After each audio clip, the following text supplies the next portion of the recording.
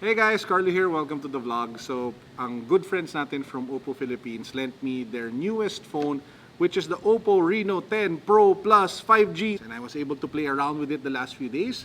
And gusto ko lang i-share sa inyo, to kwento sa inyo yung top 5 things na kinakaaliwan ko pagdating sa OPPO Reno10 Pro Plus Ultra Mega Ultra Plus Ultra. Sobrang gandang phone. So, let's go.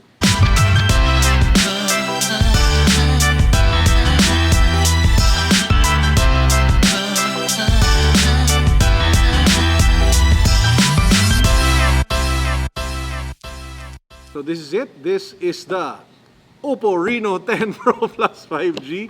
Kita-kita ninyo, it looks really fancy, really sophisticated. And that's the first thing I like about it, which is the design. You have a curved edge, very smooth to the touch, glass all over, and you have this really insanely nice looking back, which reminds me of like, I don't know, gradient, ano ba to? Parang gradient na gray na nakakaaliw siya tingnan, which just elevates the overall feel of the device. And as you guys can see, you have that gigantic camera setup here at the back. You have that massive display dito sa front. So kung mahilig kayo manood ng YouTube, mahilig kayo maglaro ng games, swak na swak yan. So yung unang pinakagusto ko sa kanya, the overall design. The second thing I like about the device, closely related to what I mentioned earlier, is the camera. But specifically how it's able to take portrait photos. Usok-uso yan ngayon eh. Dati umuso na yun eh. Di ba, Ryan, alala mo yun? Yung blurred yung background. Yes. Tapos ngayon, mas naging uso siya. Bakit? Kasi mas gumanda yung technology. Dati, if you take portrait shots, sobrang obvious or sobrang dumi nung pagkakuha. Di ba? Makikita mo yung buhok. No, parang talagang yung blur cuts into the face of the person sometimes or the edges.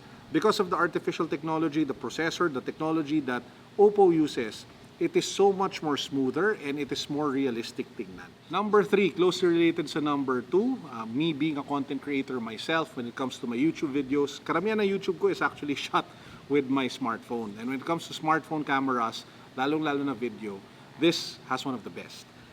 The 4K video that you guys can shoot is really great. Regardless if you're shooting for a YouTube vlog or sabihin natin gusto nyo lang mag-shoot, ba't ka mag-4K sa TikTok? Siguro para kitang-kita yung dance moves ninyo. Yeah. Number 4, pagdating sa charging, sobrang nabubuisit ako sa mga telepono na mabagal mag-charge. Bakit? Kasi I'm always on the go, I'm always, working all over the place, I'm shooting, I'm creating content, and the 80 watts fast charging of the OPPO Reno10 Pro Plus 5G. Alam mo, pwede yung tongue twister, no? Right? Sige, sabi mo nga. OPPO Reno10 Pro Plus 5G. O, sabi mo 5 beses, mabilis. Wag. Oo, sabi ko, OPPO Reno10 Pro Plus 5G, OPPO Reno Pro 10 Plus 5G, OPPO Reno10 Pro Plus 5G, OPPO Reno10 Plus... Diba? Gawin yun. Magandang challenge yun. The OPPO Reno10 Pro Plus 5G Tongue Twister Challenge. But anyway, mabilis siya mag-charge. Yun yung point ko. Kasing bilis lang kung paano ko sabihin ang aking tongue twister. Na-connect ko Yun ang skills. Big brain moves. Anyway, so yun.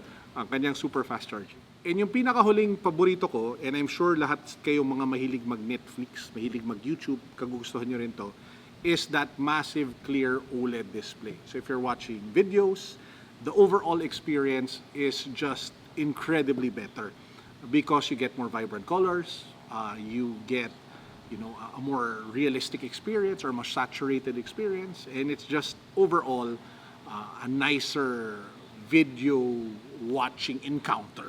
Diba? So, when it comes to display, panalo din siya.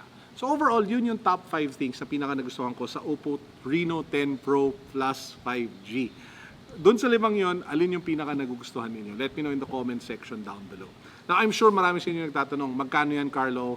How much? Where can I buy it? So, yung OPPO Reno10 5G is 23,999. Yung OPPO Reno10 Pro 5G is 29,999.